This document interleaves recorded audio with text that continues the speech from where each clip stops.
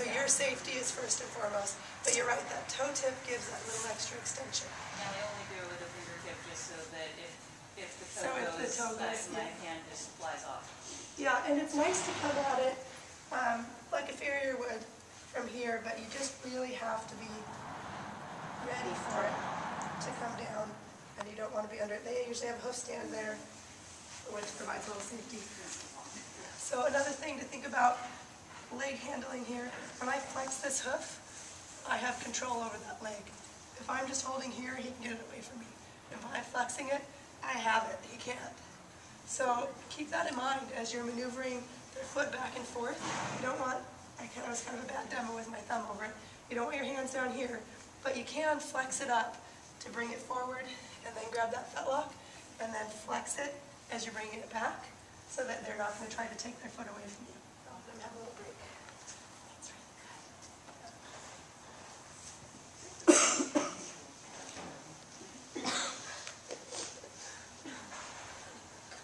So let's do the other leg before I do the leg back, just to see. This is right front, the one that has the suspensory problems. So let's see if he has any shoulder stiffness because of that. So I'll stand over there.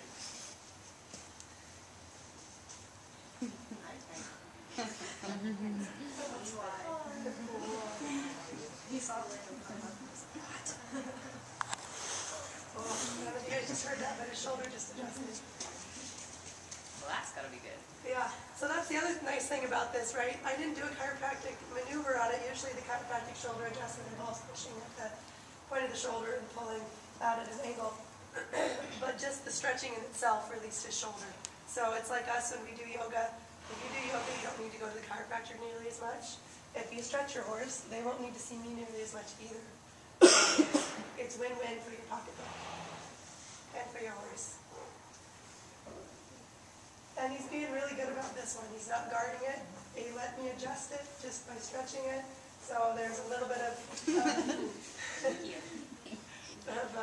stiffness in that shoulder, maybe residual from his old injuries, but he's really a good boy.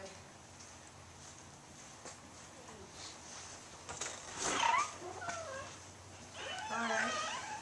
I might be able to quite a bit. Yeah. Just have to read that nuzzling behavior, know when to get out of the way or when it's okay. Yes.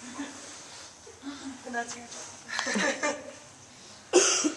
All right, so now we're going to do leg back, and then we'll put those two maneuvers together. So the leg back stretch, a lot of times I'll just hold their leg vertical, but if I'm worried that they're going to step down, I will flex that foot up just a little bit when I'm starting. I think he's going to be good, but I'll just show it this way for demo's sake. I'm going to put my knee on his carpus here, also called his knee, even though his knee is really right there. Then I'm going to kind of scooch back and just push straight back on his knee. Did you see that? The stretching, opening up through his scapula, all the way up and forward. So once he's got that down, and then before he's going to step down, and I can lower his foot just a little bit. If I need to support myself, I want to worry about my back here. I'm going to put my elbow on my other knee here. So when he fights you like that, when you pull your knee back, you just... I just go with him. I'm just letting him know that if he wants to get away, that's fine. That Dolly does it constantly. You show me that one. She doesn't like it. She's making it sore on her. So if I find that he just keeps doing that, then I'm just going to go to here, which isn't much of a stretch, but it is actually. Okay. It is a little bit of a stretch. Oh, I forgot to make all of us stretch. We'll do that. We're cold now. Everybody run around for 10 minutes. We'll do a quick stretch in just a second. Yeah, so I would just go half the distance and make it a good experience for the day and give her cookies. And then the next time do more. If you run into that constant problem, which you might, if there's stiffness there, circles are really helpful. Yeah, do that. So we're going to do some circles from the carcass down, and then we're going to try to get the whole leg going in circles. So there's circles here, right? I can do soft circles. I can do, look at all that range of motion in that carcass there. I'm going all the way there, all the way here, all the way over. There's pretty good range of motion there.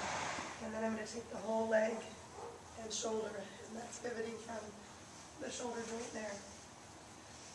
And that's for Dolly, where if you really want to get the circles. But she might not be willing to do that. At first, she might only be willing to do this. Pushing. What's that? She doesn't mind the circle. She doesn't mind the circles. The pushing. Okay, so when you do the circles, then use your knee on hers and slowly circle back a little bit and have that be part of your circle. I wasn't doing the whole leg, primarily doing the lower. Doing the lower, yeah. So get that shoulder going, and that can help. Circles are amazing because it makes it so they can't guard against it, right? If it's just a steady motion, they'll resist that steady motion. But if you're circling, you can just kind of swing it in there. So let's just stretch for a minute so you can feel your muscles, right?